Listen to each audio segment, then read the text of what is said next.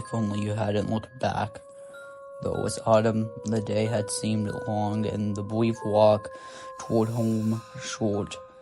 As the sunlight began to fade away, you and your two friends left the playground behind and trudged recklessly home, knowing that you'd be forced to pick up the games and conversations the next day. The next day that never came. If only you hadn't looked back, but you had to. At first, you thought you must be mistaken, that your eyes in the hazy blue of the twilight were playing tricks on you. But no, when you looked back again, it was still there grinning at you, taller than any man could be, thinner even the windallow branches that extended ever upward from the trees.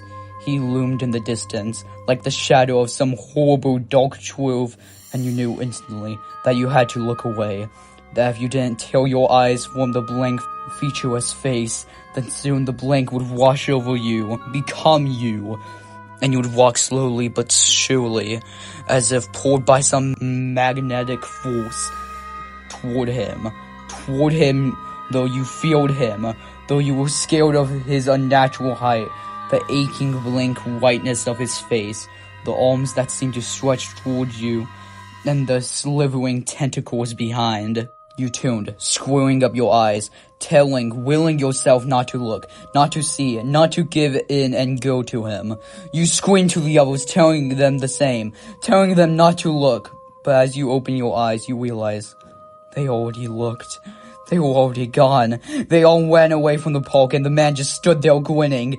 Everyone ran screaming for their parents, but it was too late. You got dragged into the forest like a child crawling away from a loud noise, but you survived and came back to the park and led your only friend into the woods. They found her, lying on the ground, dead and stained in blood. Your only defense was, "The tall man made me do it."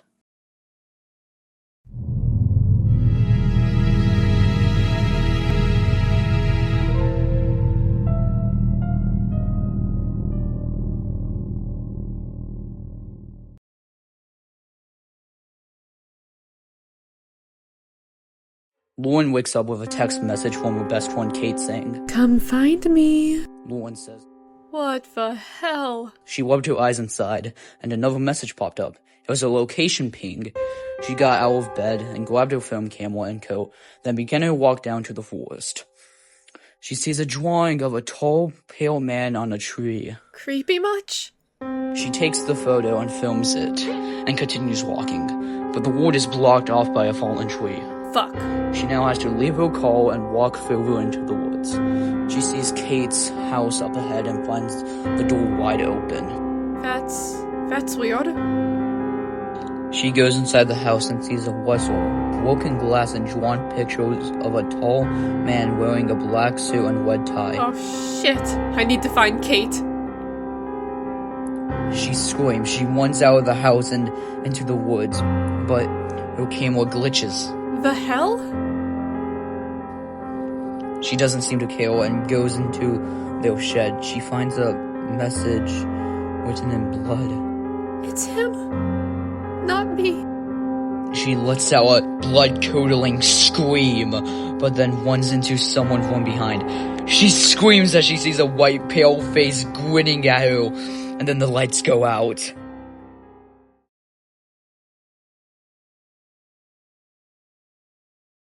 When Kate was she was sitting in an interrogation room, her legs shaking, tentacles moving all around in her mind, whispering, Do it. She then blinks and all the tentacles are gone. She then screams as tentacles break through the window and drag her back into the forest.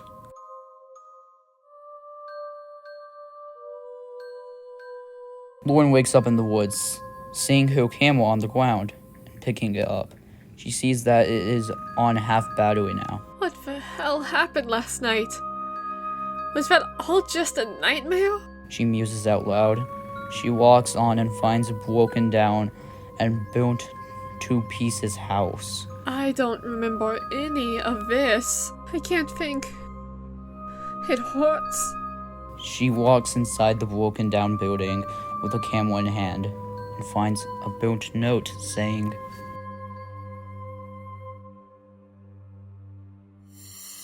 "What's wrong with this place? Why did this happen to us? No answers anywhere. Am I crazy? These things I see at night. I don't know what to think. Ever since Charlie disappeared and Diane left, I must have hit a breaking point. I still keep looking. Still hear him sometimes. Cute little laugh. But he's been dead for 9 years. Why's our day have to hurt so much?" Lauren is in disbelief of what she just read. Oh my god. She whimpers out. She then hears a pounding thud in the other room. Kate? Are you in here? She opens the door and sees a malnourished kid. He seems to be burnt. Hey, are you okay? She taps his shoulder, and then his neck cracks and turns to her. His body's still facing the wall. Lauren drops to the floor in a mess of emotions and gets back up and runs out of the house into her mind. But hurts her knee in the process, and then falls to the floor.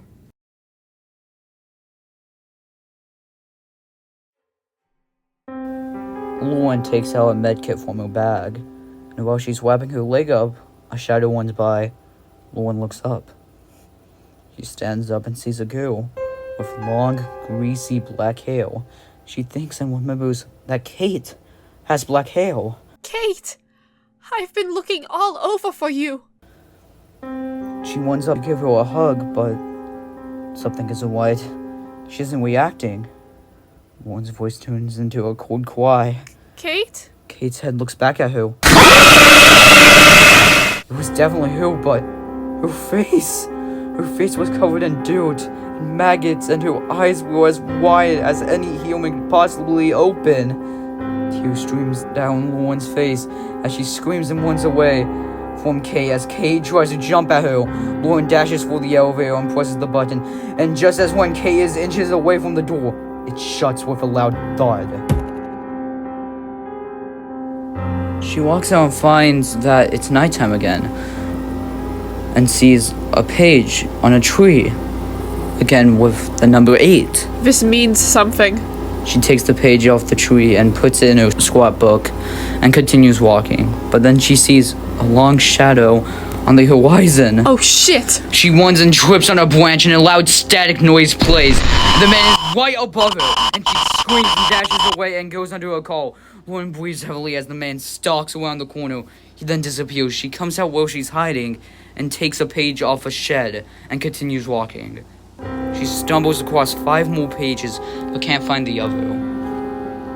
Her flashlight starts bugging out and she hits it, and it turns back on and flashes on the same boy she saw in the broken down house. Lauren dashes into a building and sees the last page, and she tears it off the wall. Lauren then sees a cassette tape labeled CR. She grabs it and says, Was it CR Kate's boyfriend? She puts the tape inside the player and the TV turns on.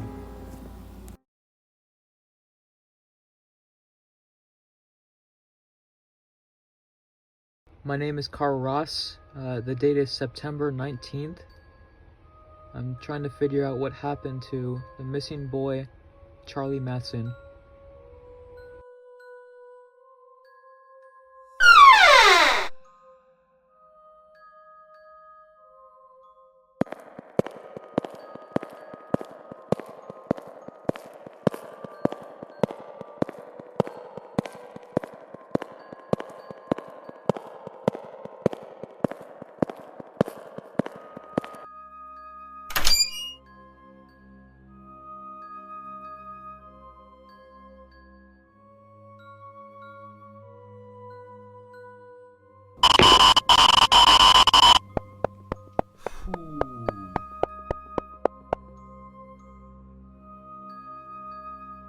CR walks in the abandoned church and finds a picture of the church, but something is off with it. There was a long, pale man in a long, black suit in the window. He all blurts out. That's impossible. A man can't be that tall. That's almost 8 feet tall. He drops the photo to the ground and looks out the window. He sees tentacles burst through the windows, making the church shake, and the ceiling starts to crumble and break. Seal yells and runs out the church and gets in his car, but sees a similar tall, pale face looking at him in the rear mirror. But this time, tentacles were slithering around behind him. Seal slams on the brakes and the tape cuts out.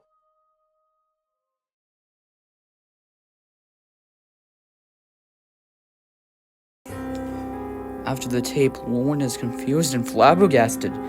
She sees a note and sees a radio tower written on it. And Lauren reads the message out loud, saying, The radio tower is the key and the man is the door. She turns around, and a grinning face meets her. She points the camera at him, and the camera starts overheating and smoking in her hand, and the static of the screen becomes unbearable, and Lauren lets out a scream and runs out. His long black tentacle grabs her foot. She takes the camera and slams it on his tentacle, and he lets out a blood-curdling scream. She runs out the building as it begins to fall apart. 2 long sets of tentacles on each side making up legs, and it extends his long body held up by tentacles in the moonlight, casting over his pale face. She looked at it. His face, there was no face! She knew that he knew the only way to stop him, the only way to set her best friend free, the only way to get the poor children he had for hundreds of years out of his spell. She keeps the smoking camera in her bag just in case. She hurries down the path. She then sees the radio tower in the distance. She dashes towards it and runs into the opening, slamming the door behind her. She sees a man, burnt to crisp. Lauren gags and then eventually throws up on the floor.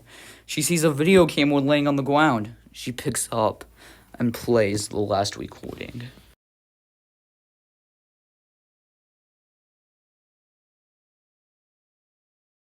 Kate, this is the only way to burn us together to remove this terrible curse.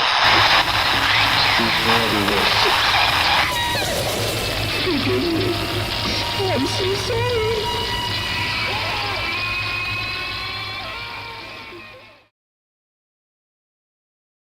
Kate screams, running out of the tower.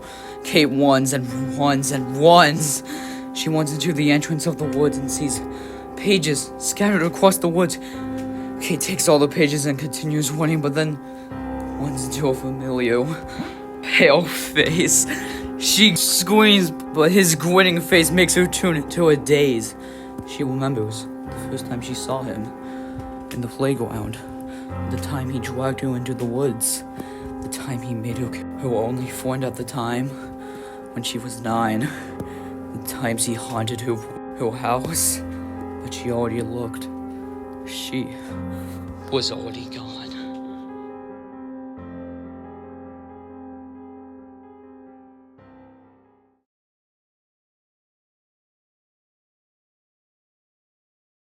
Lauren replays it for what feels like eternity. She knew that when Kate went out of the tower, she was already gone. She walks up the stairs as a storm starts rising. She sees her best friend there, ready to stop her. She fights with Kate and shatters her flashlight over her head, knocking her out. She then hears a glass shadow behind her, and she turns around, seeing the pale man. He looked even paler, if that was even possible. He walks up to her, using his white, cold and pale hand to grab her chin, trying to make a connection with her like he did with Kate.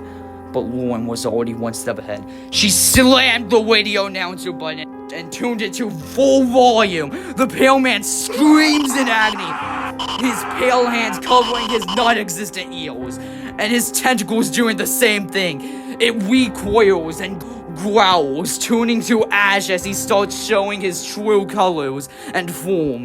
The horns tearing through the skin as they evaporate from his head, as tentacles start forming from the ground, dragging him into the ground.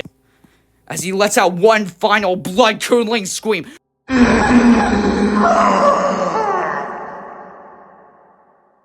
Lewin slams the camera down on his face, and he disappears to ash. Lewin would fall to the ground panting. The tall, pale man was gone.